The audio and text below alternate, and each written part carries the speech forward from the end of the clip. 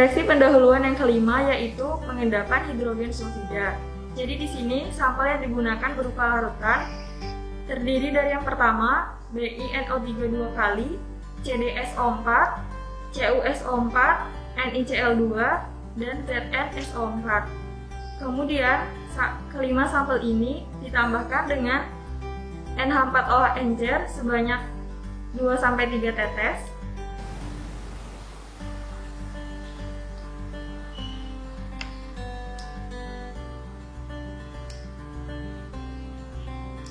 Kemudian setelah itu dipanaskan menggunakan api Bunsen. Lalu setelah itu ditambahkan dengan reaksi Na2S. Nah, semua proses ini dilakukan pengerjaannya di dalam lemari asam. Kemudian setelah ditambahkan dengan reaksi Na2S menghasilkan warna endapan seperti ini. Yang pertama untuk BiNO32 menghasilkan warna endapan hitam kecoklatan. Kemudian untuk CdSO4 menghasilkan warna kuning. Kemudian untuk CuSO4 menghasilkan warna hitam. Kemudian untuk NiCl2 menghasilkan warna hitam. Dan ZnSO4 menghasilkan endapan warna putih.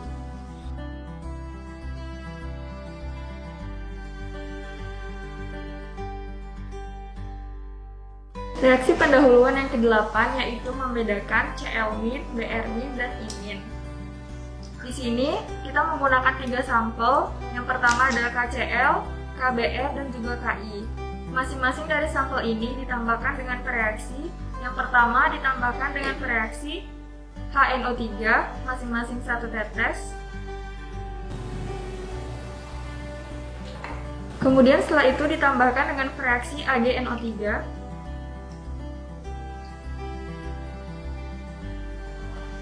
Lalu akan timbul endapan seperti ini.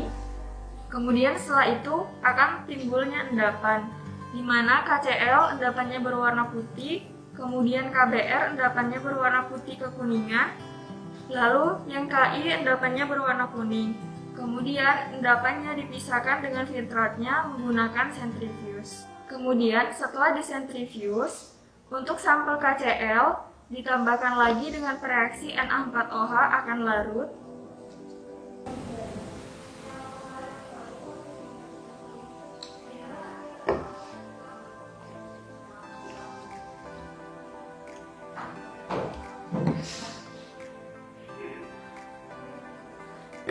Kemudian ditambahkan dengan reaksi HNO3 akan mengendap kembali. Terjadinya endapan ini menunjukkan bahwa senyawa KCl ini mengandung Cl-. Kemudian untuk sampel yang kedua yaitu KBr, di sini endapannya berwarna putih kekuningan. Kemudian ditambahkan dengan NH4OH encer. Endapannya tidak larut.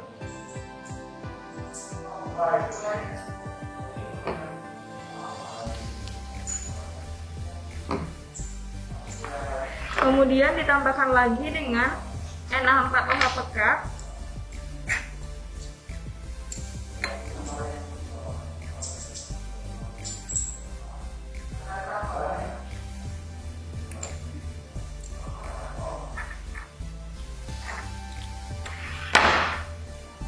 Akan larut seperti ini.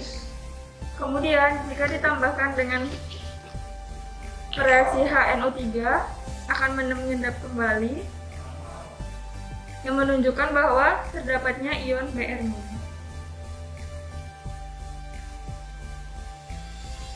Kemudian untuk sampel yang ketiga yaitu Ki ditambahkan dengan H2SO4 pekat.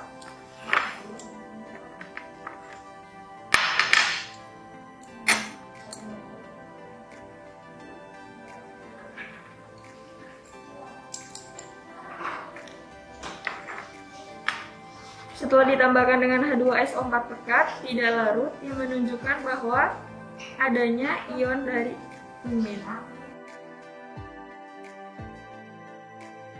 Kemudian untuk cara yang kedua, menggunakan sampel yang sama seperti tadi, jadi ada KCl, KBr, dan Ki. Masing-masing dari sampel ini diteteskan dengan reaksi yang pertama H2SO4 encer sebanyak 3 tetes.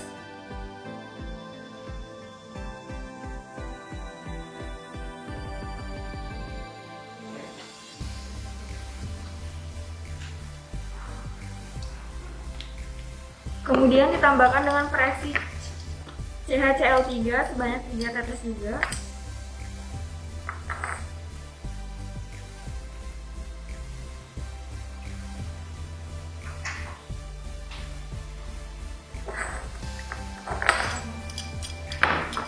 Kemudian setelah itu ditambahkan dengan reaksi KMNO4 sebanyak 1 tetes.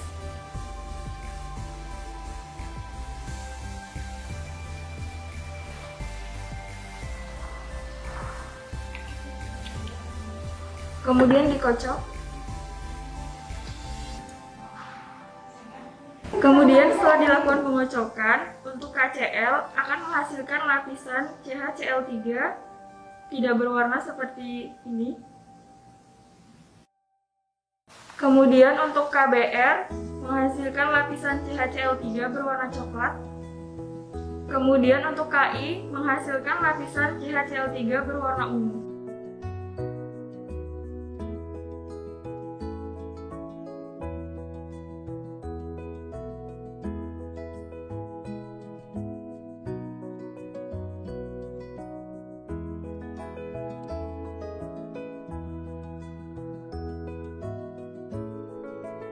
Reaksi pendahuluan yang ke-9 yaitu reaksi atau tes untuk reduktor. Di sini sampel yang digunakan adalah FSSO4 karena di sini masih dalam bentuk serbuk, jadi sampelnya dilarutkan terlebih dahulu.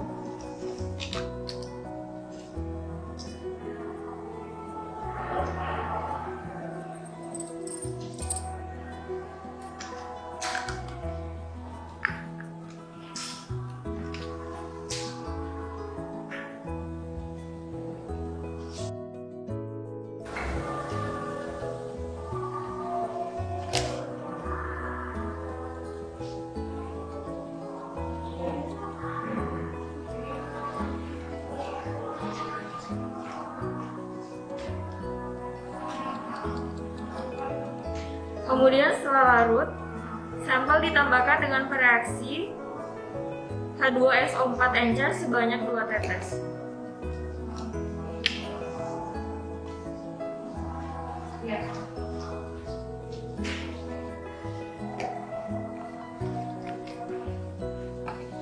Kemudian ditambahkan lagi dengan reaksi KMNO4 sebanyak 1 tetes.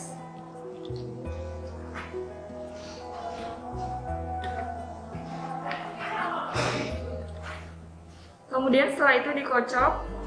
Jika warna ungunya hilang, menunjukkan bahwa sampel tersebut bersifat reduktor. Nah, jika warna ungunya tidak hilang, bisa dilakukan pemanasan menggunakan api buncer hingga warna ungunya hilang. Hilangnya warna ungu ini menunjukkan bahwa sampel tersebut bersifat reduktor.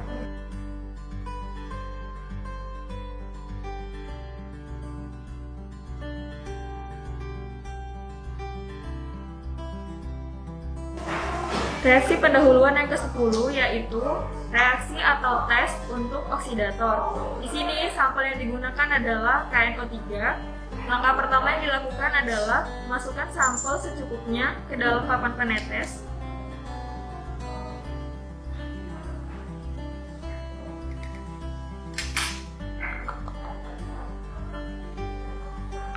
Kemudian setelah itu ditambahkan reaksi definilamin.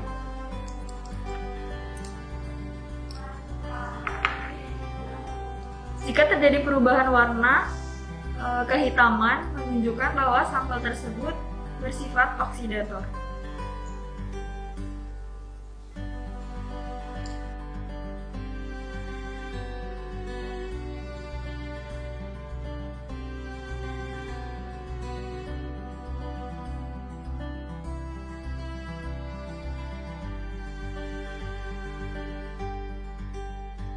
Reaksi pendahuluan selanjutnya yang ke-11 yaitu reaksi cincin coklat.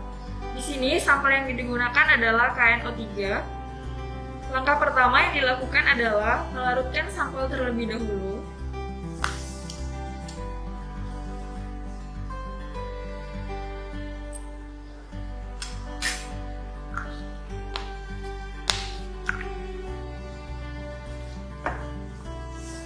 Dilarutkan menggunakan aquades.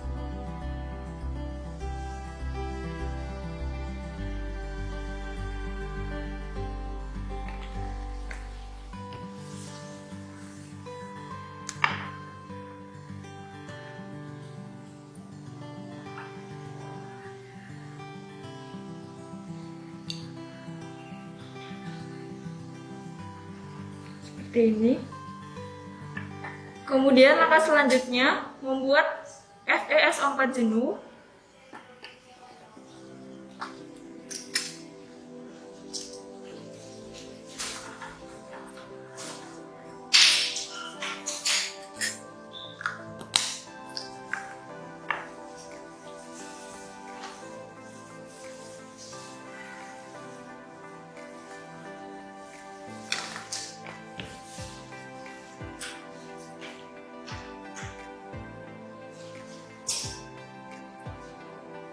Kemudian setelah itu, masukkan reaksi H2SO4 encer ke dalam sampel, kurang lebih 2-3 tetes.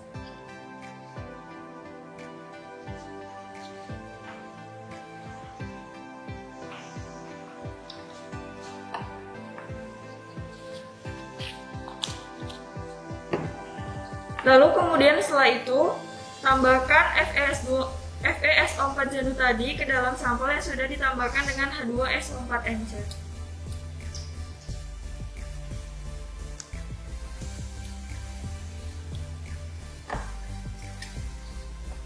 Kemudian tabung dijepit, lalu diarili dengan H2SO4 pekat dengan cara tabung dimiringkan seperti ini.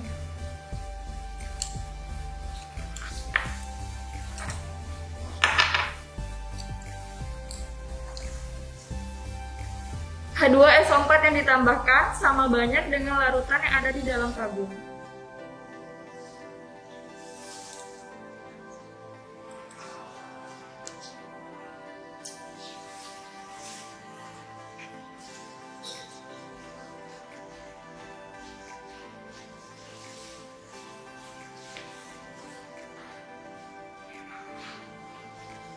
Kemudian, setelah dialiri dengan H2SO4 pekat, tabung ditegakkan seperti ini.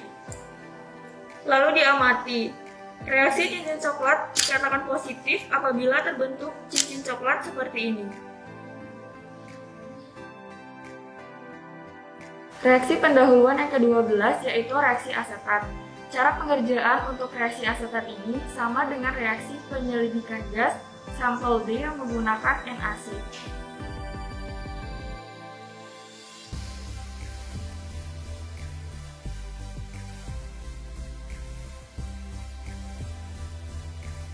Reaksi pendahuluan selanjutnya yang ke-13 yaitu reaksi borat. Di sini menggunakan sampel Na2B4O7, menggunakan reaksi metanol dan juga menggunakan reaksi H2SO4 pekat.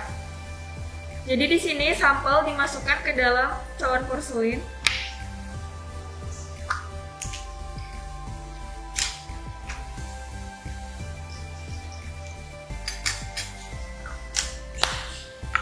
Kemudian ditetesi dengan reaksi H2SO4 pekat sebanyak 5 tetes.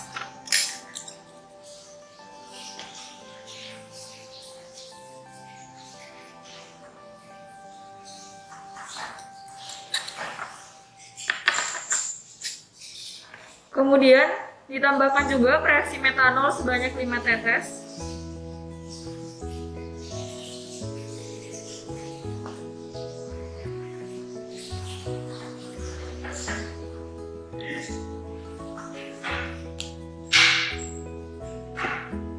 Kemudian setelah itu dibakar menggunakan korek api hingga timbul berwarna hijau.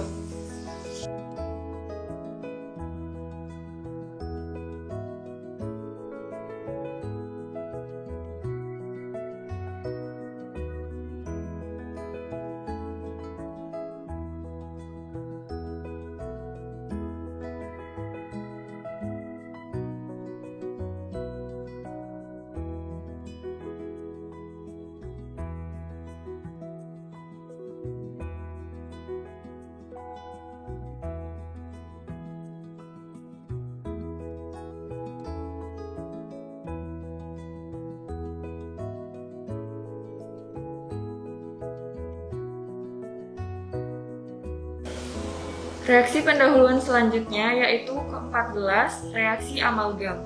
Jadi di sini sampel yang digunakan ada dua. Yang pertama ada BiNO3 3 kali, kemudian ada HgCl2. Kemudian karena sampelnya dalam bentuk serbuk, jadi dilarutkan terlebih dahulu seperti ini. Kemudian setelah itu ditambahkan reaksi HCl sebanyak 4 tetes ke masing-masing tabung di dalam sampel.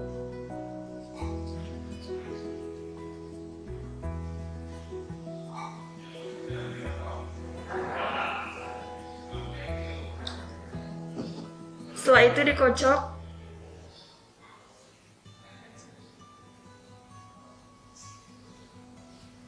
Kemudian celupkan kawat yang sudah diamplas seperti ini. Lalu didiamkan beberapa saat. Kemudian untuk sampel yang kedua sama, dilakukan seperti langkah yang sebelumnya.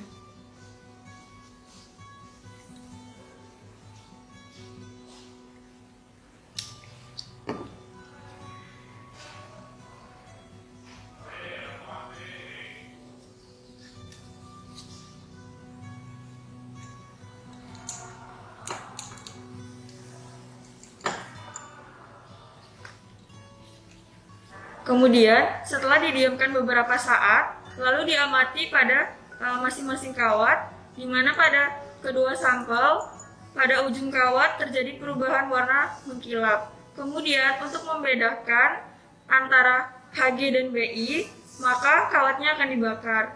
Jika lapisan mengkilap hilang, itu menunjukkan adanya Hg. Kemudian, jika lapisan tidak hilang, maka menunjukkan adanya Bi.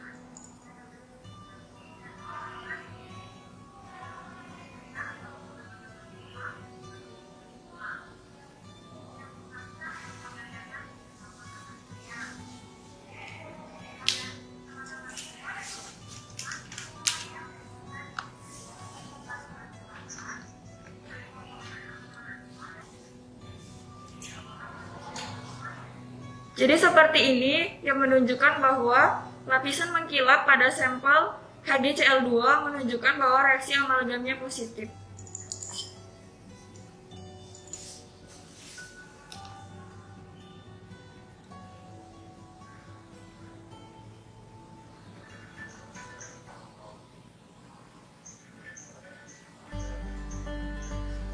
Kemudian untuk sampel yang kedua yaitu BiNO3 3 kali, ketika dipanaskan lapisan mengkilap tidak hilang, ini menunjukkan bahwa reaksi amalgamnya positif mengandung Bi.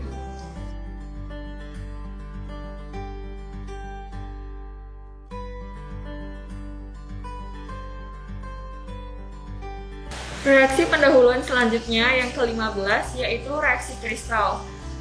Untuk pembuatan reaksi kristal, alat-alat yang digunakan, yang pertama menggunakan mikroskop, lalu yang kedua menggunakan objek gelas, lalu yang ketiga menggunakan cover gelas, dan juga menggunakan Bunsen.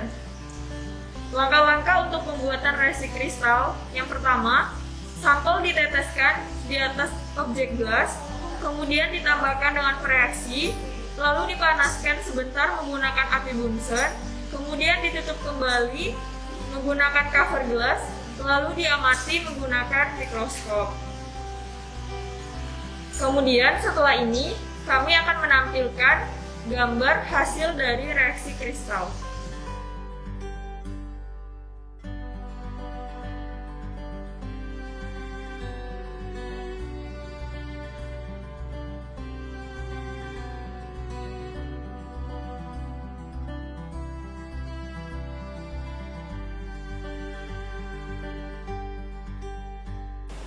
Demikian peragaan praktikum pendahuluan kimia analisis kualitatif.